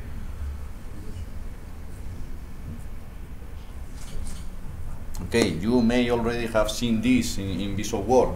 This is the weapon range chart that I made for that Infinity within week. Okay, I am going to explain it quickly because maybe some of you are already aware of this information. Now all weapon ranges are divided in segments of 8 inches, okay? So grenades have a +3 between 0 and 8 inches. This creates a very, for second edition players getting into third edition and experience, 20 centimeters, 8 inches of comfort throwing grenades is excellent, especially for smoke grenades usually. Pistol +3 on 0 to 8 inches. So the pistol combined with the HNG, you can see that many soldiers with HNG for close combat, for close range, suddenly get the pistol out of the holster, okay? Boarding shotgun, +6 in short range. You already know about this. Super popular decision, very, very wise decision, very cool stuff by Carlos Torres that came with the idea and makes the behavior of many troops changes because a +6 is something huge in this game. Rifle stays the same, combi rifle stays the same, Spitfire. For having Spitfire and HNG and let's not have a weapon that steps into each other, there are lots of decisions have to be made for making both weapons interesting, okay? And finally, sniper rifle, having a huge +3 banner there, huge +3 advantage of distance there, and even further, even beyond the 48 inches barrier, okay? But you know what? I have another weapon chart here.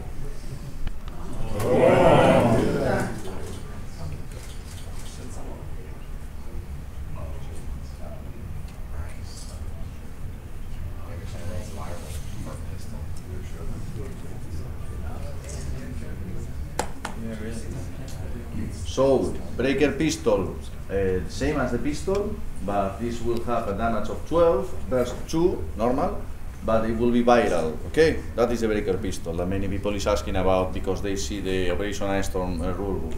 Then, ADHL, the adhesive launcher, okay? 0 from 0 to 8 inches, +3 from 8 inches to 16 inches, -3 between 16 inches and 32 inches, -6 from 32 inches to 48 inches. Burst 1, adhesive launcher, okay? Autocannon, okay, this one is the one of the Kurgan, autocannon. Okay, -3 in short range, okay, 0 in medium range, +3 between 16 inches and 32 inches, -3 between 32 inches and 48 inches. Okay, burst 2, damage 15, okay? Multi-rifle, like the combi rifle, +3, -3, -6, burst 3, damage 13, but multi-rifle has different ammunition, okay? We'll have different slots in the explanation of how multi-ammunition goes. It will have different slots in the weapon chart, so it will be less confusing, okay? Because a huge improvement in Corvus Belli Infinity 3rd Edition is with the way we explain the rules, more solid, not going have to, go through the book to this section, to this other section and realizing that rule works like that. Everything will be more understandable, more solid, more friendly to read, to find, and you will have to go less to the book to find something. It will be easier to have rapid references chart with everything. Dexter, what was you going to ask? Are multi-rifles still going to be overcosted in third? No. You just saw the profiles, man. HMC, the one that the young Huo that I have showed you has, and the Dragao and the Salamander. Okay, -3 short range, 0 medium range, +3 from 16 inches to 32 inches, and 0 beyond that, not -3, just 0. Okay, it will be still verse 5, which is terrible, and damage 15 and armor piercing ammunition. Okay, the Ojotnik from Ariadna, from the Scouts and many other troops, -3 in short range, +3 between 8 inches and 32 inches. Okay, 0 between 32 and 40, and -6 beyond that. So it becomes something very, very useful. Okay, part 2, damage 14. Okay, I think it's still armor piercing ammunition. Okay, missile launcher, huge change here, huge change in cost, in effectiveness, in lots of stuff. -3 in short range, 0 between 8 inches and 24 inches, +3 just here, 24 inches and 32 inches, but very, very decisive distance there. -3 beyond that until 96 inches. Okay, verse 1, damage 14. Okay, and finally forward observer, huge change here. Look at this. 0 from 0 inches to 24 inches, -3 from 24 inches to 48 inches, -6 until 96 inches. Verse 2, okay, using willpower. Okay, and if you succeed, the status of the troop will be targeted. Okay, targeted means that you can shoot guided ammunition to that, and will be a +3 to every miniature that attacks that unit. Is it also burst 2 for flash pulse? Repeat this. Is it also burst 2 for flash pulse? Probably, yes. Not sure, but probably it has to be. David. Will the range for Discover change as well? Right now, Discover. No, it won't be like that. Okay. It will have a slot for Discover, and will be the usual +3 is very close, that kind of stuff.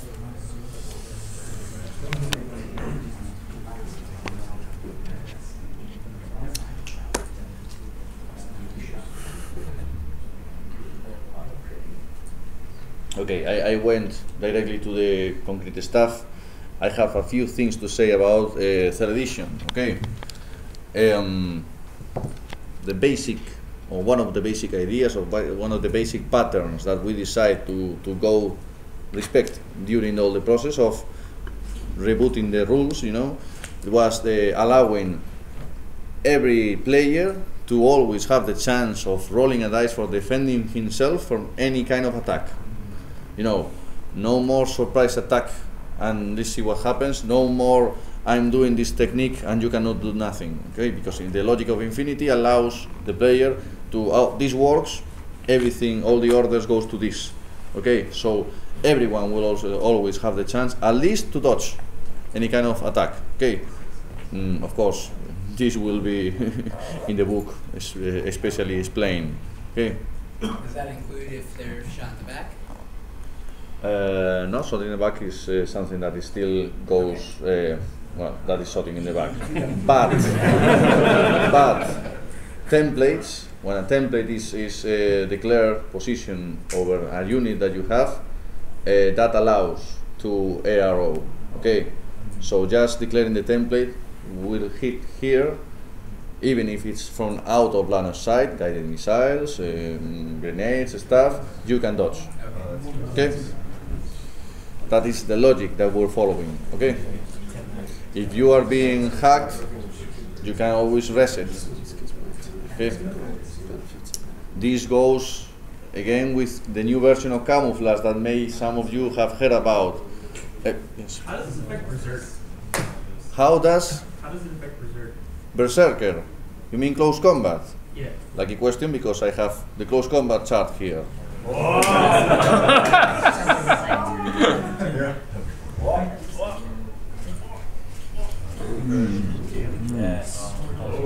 Okay, so let's talk about close combat. And Berserker is right there. Can you see that? Okay. First of all, before going into rules, best way to explain close combat, okay? And we will use this for more stuff, okay? What is the rule that hasn't created any questions all these years? Is the weapon chart. Everybody understands the weapon chart because it's a chart. Okay. You go there and the chart tells you everything that you want to know. It's a +3, it's a -3, it's a damage 15, everything is in the chart. So many rules can be easily turned into charts and can be easily be quickly answered by the chart, not going to the book and going to this section and to this other section. No, the chart tells you everything. So it's the same thing here. Let me explain this chart to you, okay? Name of the skill, martial arts level 2, level 1, level 2, level 3. If you have level 4, that means that you have the previous levels, as it happens in Infinity. Okay, attack modifier. This is your CC value, if it has any positive modifier, so going further with your value. Enemy modifier. Does the enemy suffer any -3, -6, whatever? Damage modifier, more damage than the normal damage that your weapon or your pH value is. Burst modifier, do you have more than one dice? Okay. Kind of damage, special stuff happens. And finally, special, if there is a asterisk there, okay, you go to the rule and the rule tells you stuff. So, going further, how is close combat in Infinity? If I have a miniature here, and a miniature here, and one is able to reach base-to-base contact, okay, then you are in close combat, but it's the same logic in second edition, okay? And you will have one dice against one dice, but what will happen is the whole thing of CC specialists, okay, their values will be much higher, okay, they will be recalculated, okay? So, have you seen the true profile of the Father Knight in Operation Ice-Stone? He has a CC value of 23, okay? What happens when someone has a value above 20? What happens when the modifiers send you above 20? This is very Berserker stuff. What happens in 3rd edition when you have a 23 as CC value is that you roll the dice, and after rolling the dice you add that extra 3 to the dice. Okay? If you have a 25, you roll the dice and you add 5 to the dice. So, if you reach 20, it's critical hit. So that means that close combat specialists, not everybody else, close combat specialists will have a high probability, a high chance of critical hit. That is the same thing. And they will be rolling just one dice. But what happens in 3rd edition? When an allied troop is also in base contact with the same objective that you are charging into CC, if you have allied troops, those are extra dice. So if you have 3 Shaolin monks, and you are just activating one, but the other are in contact with the tag, with the enemy, with whoever it is, you will have 3 dice. So the extra dice comes from your friends, okay? Unless, apart from your friends, you have martial arts level 4 that gives you an extra dice, okay? So there is no more the martial arts level 3 of if I hit you first, and if you die, you die, and if you survive, you hit me. That is no more, okay? You will have now different values. And what this creates is that, as you see, this chart is easy to understand, easy to play, but very rich and tactical to play. Because when 2 martial artists get together, then a lot of tactical decisions are made there. Because if you have a huge possibility of critical hit, maybe I'm interested in making your value descend, okay? For allowing the dice maybe to fail even the roll, to going down. So in this chart, if we can put I-call, the ability I-call here, it will be very easy. It will be -3, -6, you know, everything can be translated into this chart. So no one has to go to the book to read a rule. They have just the chart, like the weapons chart, and it's there. No problem with that. We will use this same system of explaining rules and making everything work in a chart with hacker rules, with many other stuff, okay? So everything becomes much easier to understand, much solid, and less confusing to play. Okay? Give me a second. Berserker, you were asking about Berserker. +6 to your CC value. Oh, sorry. And something special. Okay, you go to the rule, you read what it is. But it's +6 and if the let's imagine that the guy has CC 20 and then suddenly has a +6, so he will roll the dice, and if he scores a 15 +6, 21 critical hit. It goes like that. New stuff in 3rd edition. If I make a critical hit with a 21 and my enemy makes a critical hit with a 3, both critical hits nullify. Nothing happens. If I'm shooting, the same thing. If I make a shoot with a 15 and the other guy makes a shoot with a 9, both critical hits nullify. Nothing happens. Okay? So, questions? They nerfed The Fatherland in Operation Ice Storm in the booklet has a new special rule called Assault. Yes. Is that related to close combat or to something else? Assault is a second slot or Berserker in the chart, and it has here a -3 and special. Okay, go to special, and it says if the Father Knight, let's say the Telar or the Galwegian, has line of sight at the beginning of the order with his enemy, he can make 4/4 and reach close combat. That is assault. So he will reach with a -3. Okay, he will have a negative modifier, but he will reach. But has to have line of sight from the beginning of the movement, not turn around a corner. It's assault. Okay, it's like that. Many stuff like that. Natural Born Warrior, 0/0/0/0/0 special, nullifies all the rest. That kind of stuff. So, more questions? This chart, these are not cumulative values, so a martial art level 5 is not sitting on a -12 enemy mod. No. You just play with this, not. Okay, so it's not cumulative, so you're not getting the benefits of everything. So no. Just this is low. Straight line to 6. Okay. Yeah, just this is low. But as I was telling you, suddenly we have a Daturashi against a Makaul. The active player can reach base contact and just say attack, but the reactive player has to declare which level of martial art uses before the active player. So the active player can respond to that, adapting to the situation. Nice. So as you can see, is tactically richer. Okay, has a lot of decisions here. Okay, so you have to make a choice between making it easier to hit, or if you have martial arts 5, making it easier to hit, or the add extra burst. Yes, or going for more damage because you are against something that you will probably win but has a lot of armor, that kind of stuff. Excellent, thank you, that answered my question. This is kind of related. Will the over 20 adding to your roll, will that apply to shooting, and will come up as often? Yes. Okay. Yes. So also in 3rd edition, nothing can go beyond +12 or -12. Yeah, well, like 4 observer plus shotgun and close range +9. That's it. So, but remember, everybody will have always the chance to defend himself, rolling a dice. But if a player moves all the rules and all the tactics and all the synergies between his units, can reach having a +12 and having a -12 to the enemy. Okay, if he finds the perfect situation, okay, with everything, range, cover, all the stuff, that might happen. I was just wondering if you mark some with Fort Reserve and then mark them with a different Fort Reserve, do those add? No, because it just generates a state which is targeted. Right. Once you're targeted, that's it. That makes sense. Awesome. Yes. I'm really rusty on the rules, but normally, like if 2 models were separate and one charges in the 4, he could use his ballistic skill against that person. Yes, Is that the same in 3rd edition? Same in 3rd edition, Would yes. this negative modifier apply to that ballistic skill?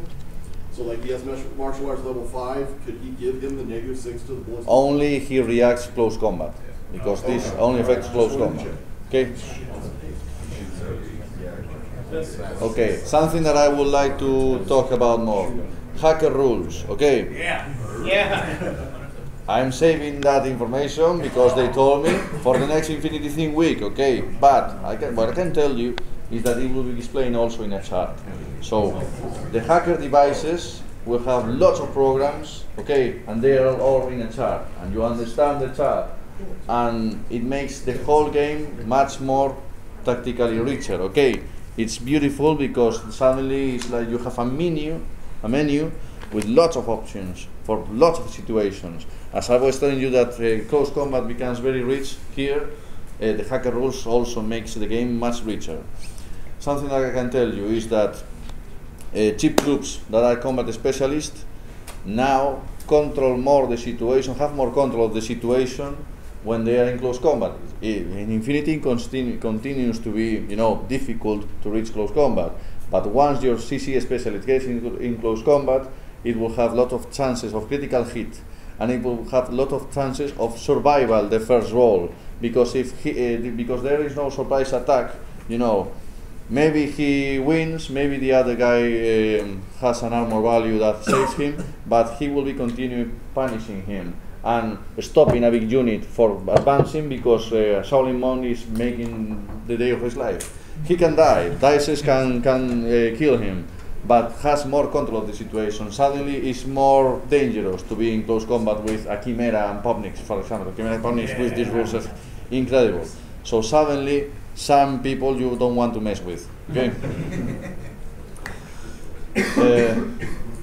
Questions? Time? Okay, yes.